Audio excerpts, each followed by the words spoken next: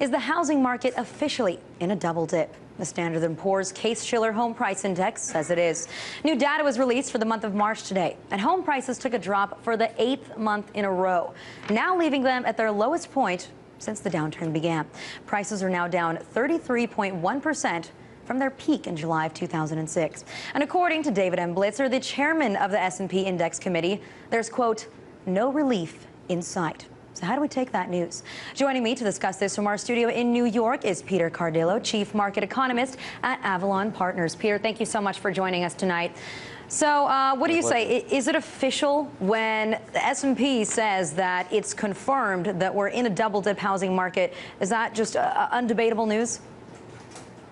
Oh, it's certainly official. I mean, you don't have to really look at the index to tell you that. I mean, you just have to, ask a property owner who is trying to dispose of his property, and he can tell you that he's not getting the price he's asking for, and he has to lower it. There's no question about that. And certainly today's report just confirms that that we're in a double-dip recession in terms of the housing sector. And unfortunately, there is no relief in sight. And this turn has been the worst decline. Actually, it's beaten the decline since the Great Depression, percentage-wise. And so if you add to the fact that the economy is presently sluggish, and that we have a high rate of unemployment, and that we're probably not going to see economic growth exceed 3% for a long time, then I think the question is, how long does this depression in the housing sector last? I would suspect that we're looking anywhere from maybe 3 to 5 years before we see a market that actually begins to stabilize, and then probably getting back to some of those peak levels. We're looking maybe at the next cycle, which could be anywhere 15 to 20 years down the road. But so you think that there will be another peak cycle? You don't think that perhaps Americans have learned their lesson, have realized that not everybody can afford a home, not everybody can get that loan and pay off their mortgage? You would think that after this size of a collapse, we would try to change our habits.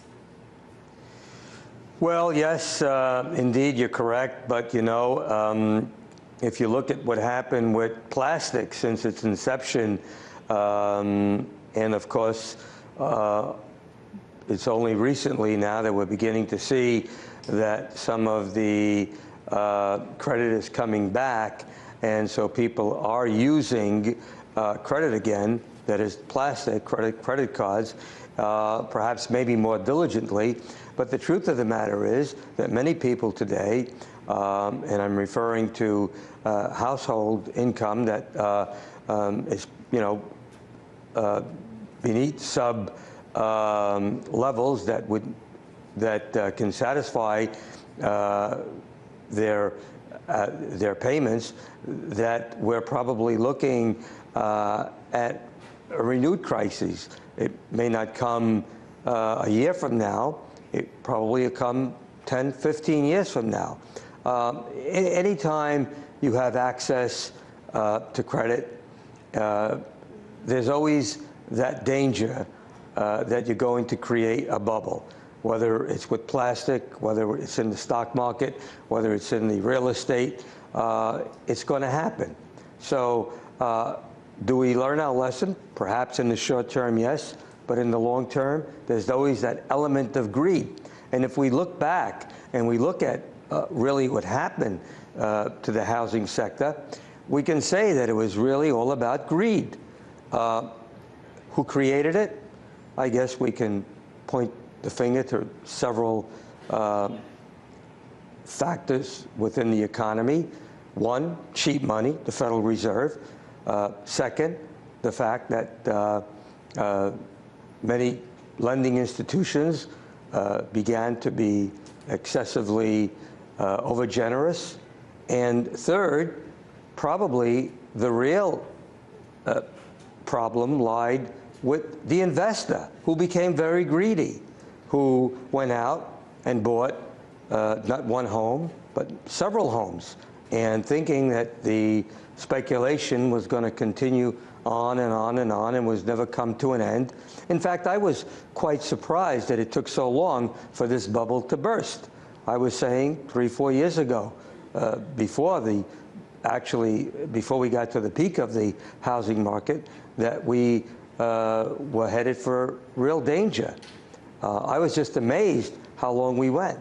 And of course, that was led on by, unfortunately, low interest rates, cheap money, and that just fuels speculation. So anytime you have cheap money, you're going to create a speculative bubble, no matter in what sector of the economy you're looking at. 5 years ago, it was the housing market. 2 years from now, it could be the stock market. Well, so it's definitely still hard to say whether we learned our lesson or not. You're definitely not the only one that was trying to give people a bit of a warning sign to say that this can't last forever. But we'll see if it really does change the makeup of our society, at least before, as you say, we get back to a peak in 15 or 20 years, what it's going to look like with fewer Americans that own homes, more Americans that rent, and are perhaps even more mobile. Peter, I want to thank you very much for joining us tonight. My pleasure.